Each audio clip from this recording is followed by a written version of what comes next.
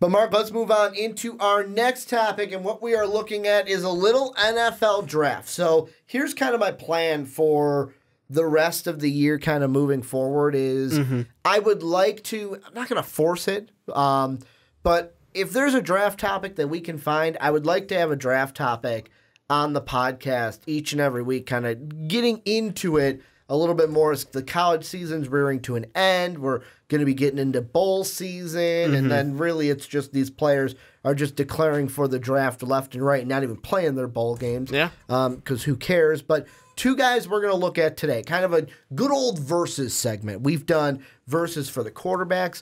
I know we did the, what was it? It was, I'm trying to think. It was 2 years ago. It was the guy from Alabama versus the guy from Stanford. Who was the one that got drafted right after Mitch? Solomon Thomas? Yes, it was the Solomon Thomas one, and we also talked about, I can't remember his name, from Alabama. It was about 2 years ago. It was Mitch Trubisky's draft class. We're doing a good old... Miles Garrett.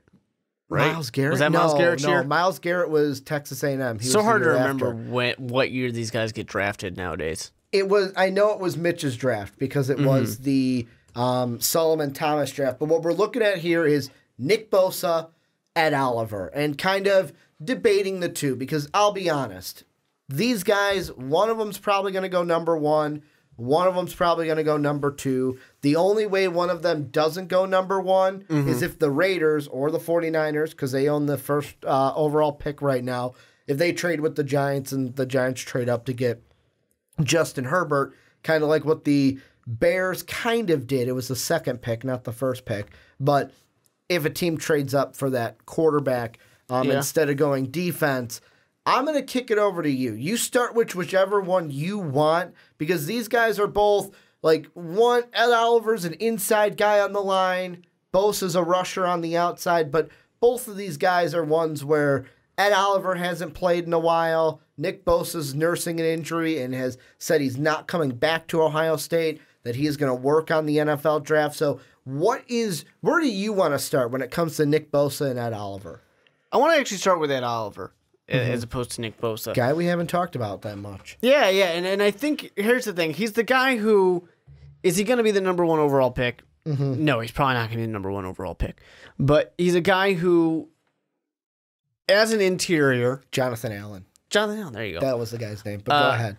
As an interior lineman, he is such a force to be reckoned with. And, he...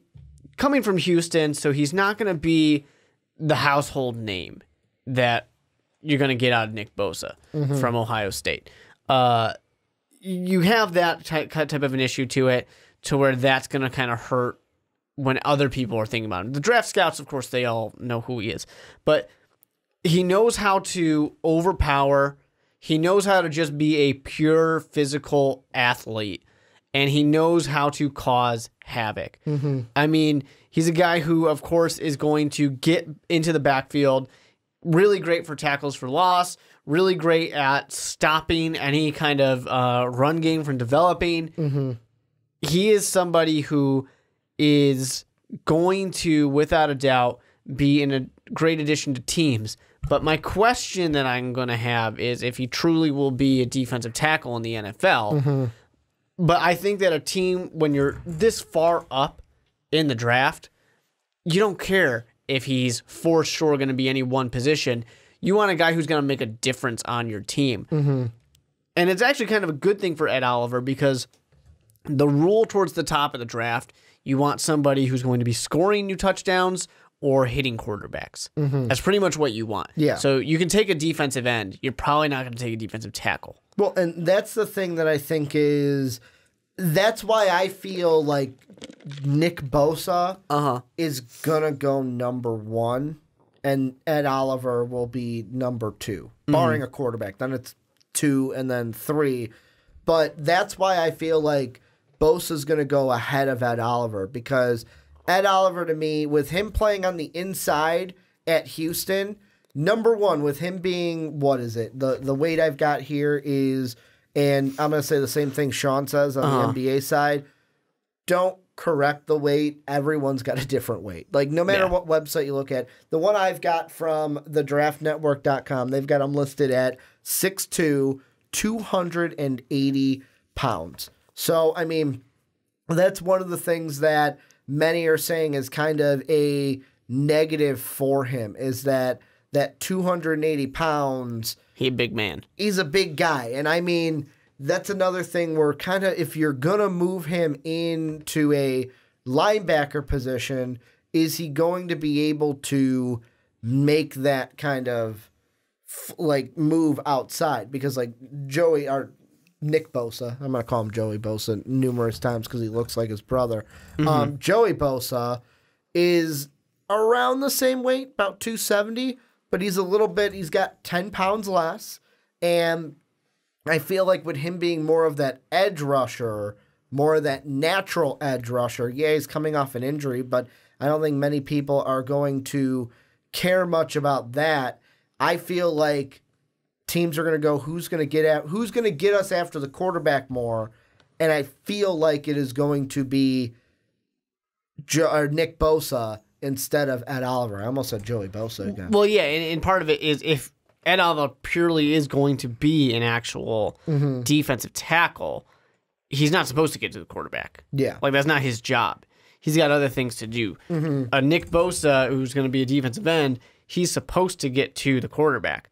So a little bit's just the different roles, and it depends on what a team is really looking for and what they hope to have out of this player. But I even wonder still, Ed Oliver, is he going to play defensive tackle in the NFL? You think he's going to play linebacker? He's a little undersized.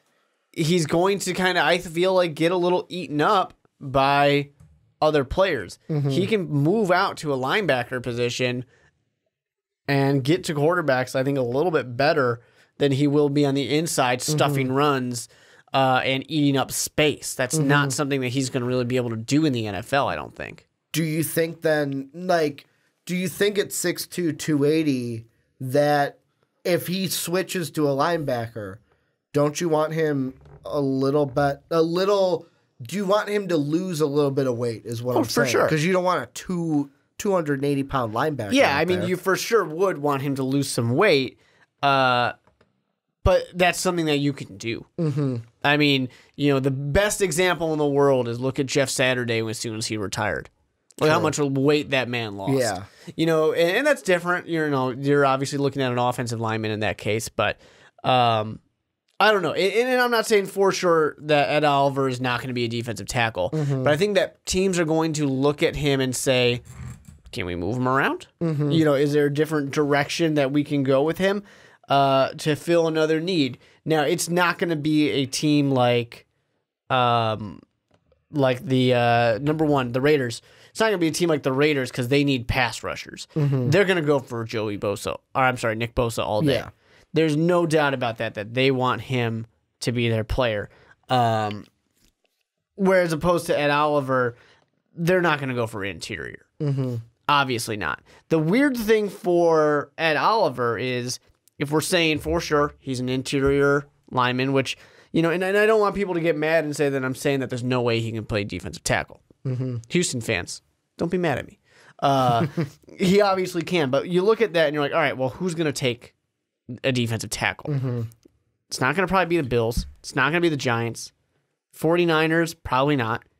Cardinals, they could, but I think that they're going to probably look for defensive back help a little bit, or they're going to try and help out their quarterback who needs desperate help. Browns, I don't really know that the Browns go for a defensive tackle either. The defensive line is not, really what the Browns need when I look at the Browns. But, they've been addressing a lot, so maybe they do. There's a lot of teams that could take a defensive tackle, but they're all teams that I think have something else they could use more. To where it kind of forces Ed Oliver to fall a little bit. See, and that's one thing that's interesting because, first off, some people may say it's way too early to think about that, but every single year there's one person. And let's be honest, most of the time it's because something like really bad from their past comes out. Like Josh Allen was the one that it happened to last year. Laramie Tunsil was another one. But there are guys, look at Geno Smith. Yeah. He was the guy that was supposed to be higher up and fell completely out of the first round. I'm not saying Ed Oliver is going to be in that boat, but like I look at the first 3 teams, and if we go in order of what they are right now, the San Francisco 49ers, I think if they have the pick, they're trying to trade it. They're going to trade it for a team that wants that quarterback. If they're like, if Justin Herbert comes out and he is the clear number 1 quarterback, I think like a team like the Giants or something trade up to get that quarterback. So like the 49ers, I think, would be a tradable team. Then the Cardinals at 2. Really, they're a team. They could take Bosa or Ed Oliver, but they're also a team that they could say, hey, we took Hassan Riddick last year. We've got already Chandler Jones on the outside. Why not go ahead and get a guy like Ed Oliver to be in the middle? Because right now their defensive tackles that are starting for them right now are Corey Peters and Rodney Gunther. Their defense is not that good. Yeah, their offensive line is horrible. They would probably behoove them to take an offensive lineman, maybe like a Jonah Williams higher in the draft. But, I mean, if you're sitting there at 2, you're not going to take Jonah Williams over Nick Bosa or Ed Oliver. And, like, I kind of disagree with you when it comes to the Raiders, because the Raiders, to me, could take either one of these guys. Like, and that's why them sitting at 3rd, they'll be like, hey, you guys take who you want. If one of these guys falls to us, go ahead and we'll take them. Because for the Raiders? Yeah, because they took Arden Key last year. Or Hassan Riddick was 2 years ago, by the way. Arden Key last year, who's playing defensive end. They took friend of the show Mo Hurst and P.J. Hall to be defensive tackles for this year. So it's like, they could take either one. I just feel like you can't trade away Khalil Mack. I think John Gruden's a BPA guy. That you need a pass rush, and then say, we'll go with defensive tackle. You know, a defensive tackle who maybe we have him lose a little bit of weight and he plays linebacker instead. Well, hey, maybe he fits that Khalil Mack role then. Maybe. I mean, I look at Ed Oliver and I'm like, I feel that he needs to lose or gain 30 pounds. And I don't care which direction it is. So if you want to play on the line, gain weight. If you don't want to play on the line, lose weight, is what you're saying. Yeah, give me like, and like I said, it depends on what website you look at. Give me like 20 or 30 pounds one way or the other. I just, at the moment, can't imagine Nick Bosa not being the number 1 pick. The only thing that I sit here and see is, let's look at Joey. 2016, 12 games. You know, he had some issue getting onto the field. Now, there. Do we you all really remember mean that. Joey, or you? No, I actually Nick? do mean Joey. Okay. 2017, he plays all the games, and then 2018, he's played 2 games. So, and I know that there was contract issues and things like that for Joey at first, but he's had some injury issues. Nick Bosa is in kind of very clear fashion, had injury issues and then decided not to play. He's like, nope, see ya. I'm out of here. Not even coming back to school. Ohio State. He did the Cardell Jones method of, we ain't here to play school. Yeah, exactly. So he says bye, and which is interesting too, because Ohio State's doing a really good job right now. Is there going to be any fear from teams? And Joey Bosa is a monster when he's on the field. No doubt about that. But is there going to be any fear from teams that say, I don't know, maybe Nick Bosa is not going to be on the field that often. Maybe we do go a different direction.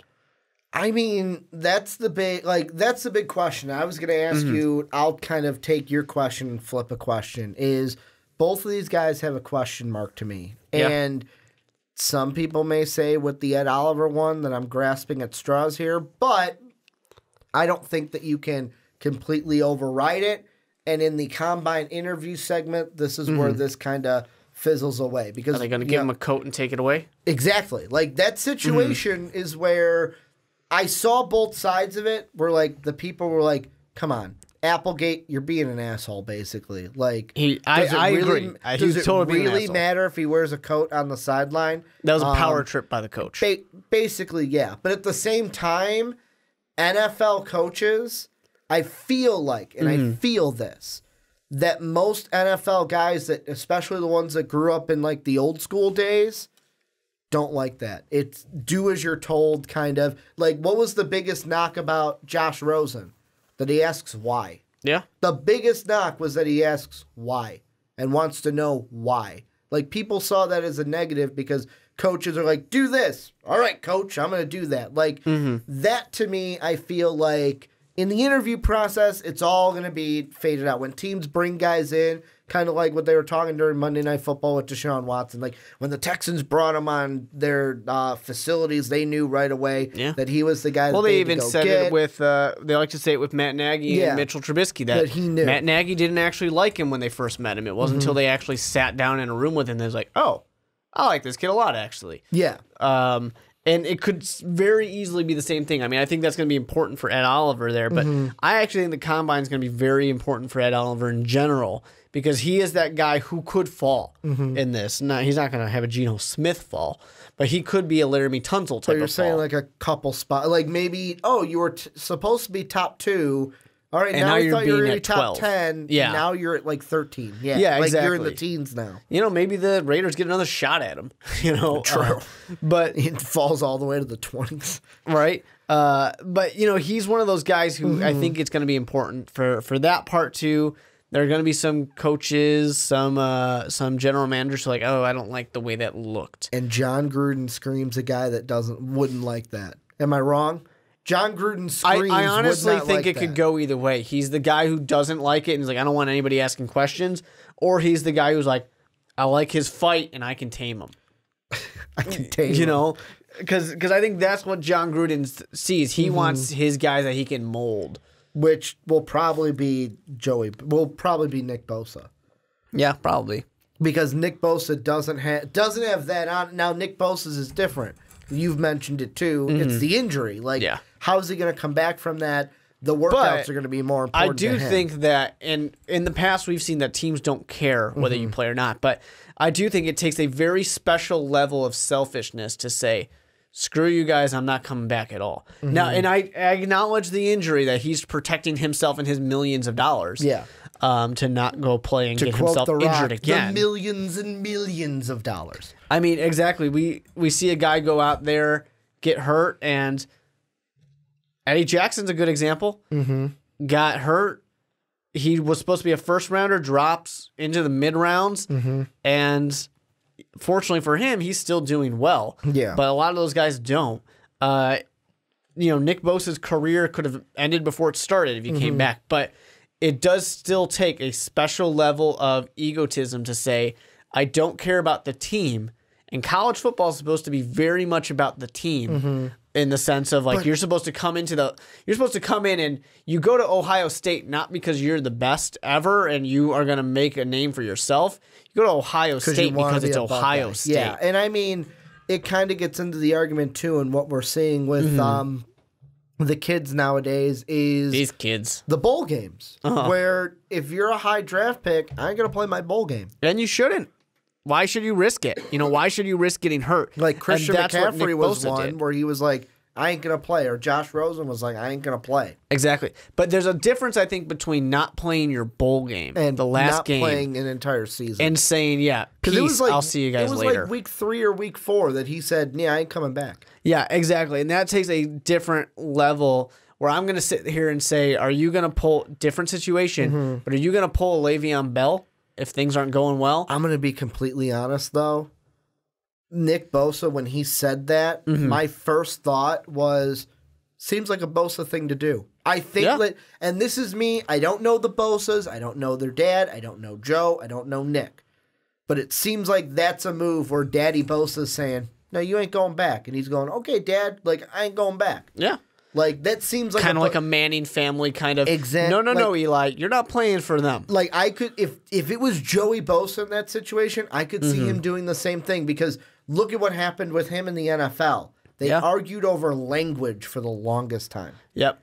And that's not saying that arguing over the language was a bad thing to do. That's a different conversation. But that's how they have shown you how their family works. They're a little stubborn. They want to get the way they want it to work. They're very much like the Manning family.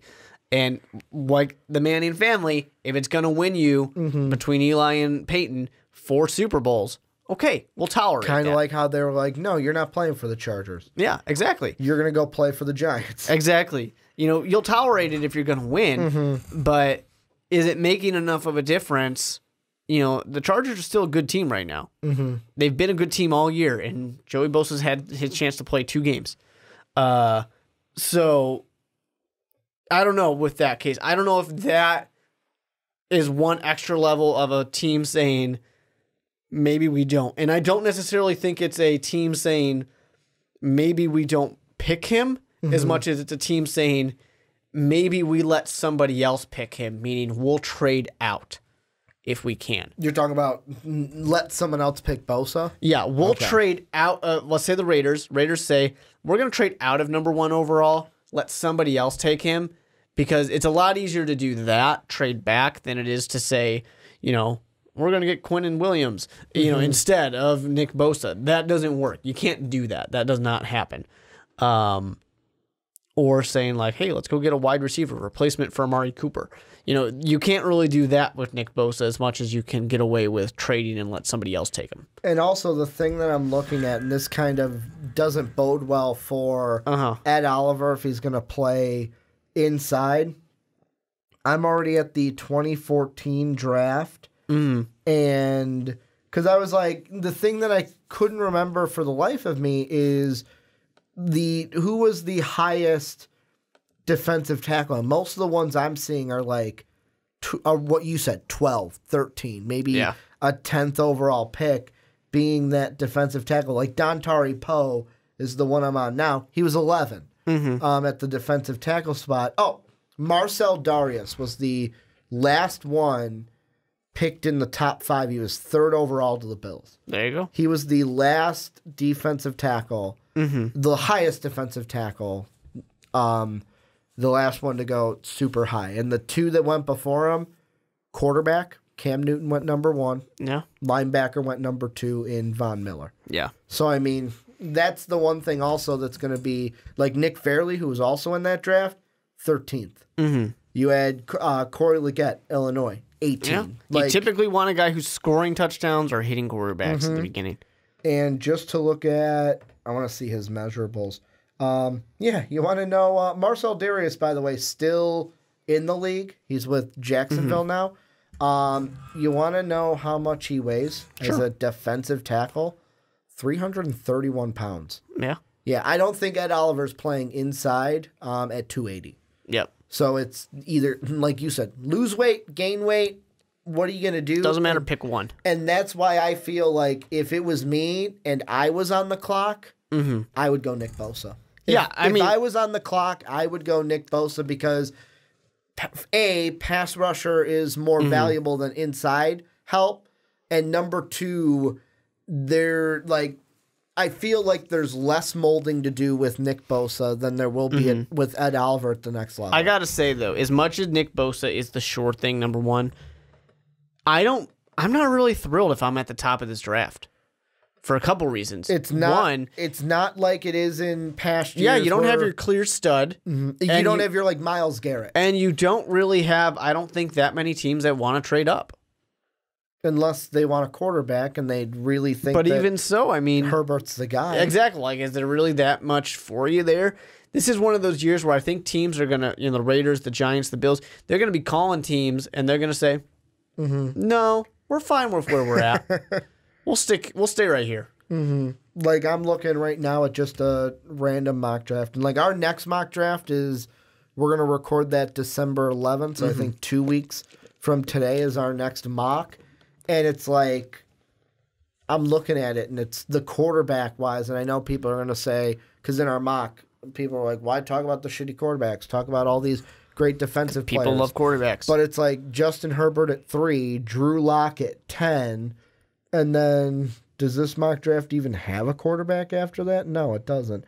The next quarterback isn't until Daniel Jones and Will Grier, who are 36th and 37th, respectively. So it's just one of those where it's like it could be a draft where at the top a lot of teams kind of stay pat, but I could see the 49ers, if they're that number one pick, finagling a team like maybe Jacksonville or the Giants at 5 and 6 to trade up for that quarterback. And I just can't imagine that anybody's going to trade up for anything. There's just nothing really worth your while to do it. At this point, it's still a long draft process. Right now we're just getting to the very beginning of the draft process. With the conference championships will be done this weekend. Yep. Bowl season will start, which the top ones won't even play in their bowl game, and now we get to really dissect these guys. Yeah. Kind of moving forward. But any final thoughts before we go ahead and make our picks? No, not necessarily. I feel pretty good about it. Yeah, my final thought is that Nick Bosa, to me, I think it will come down to Nick Bosa's a pass rusher. Because he plays on the edge, he will be number one. And because of that kind of, to use an NBA term, because Ed Oliver is kind of like a tweener when it comes to size, I think that'll be a big enough knock to where teams will favor Nick Bosa over Ed Oliver if they have to make this decision. But this is where you guys come in. Let us know what you guys think. Do you favor Nick? Do you favor Ed? What do you think about Nick's injury? What do you think about that whole coat fiasco with Ed Oliver and Applegate? Let us know everything that you guys are thinking this early about these two prospects down below in that comment section.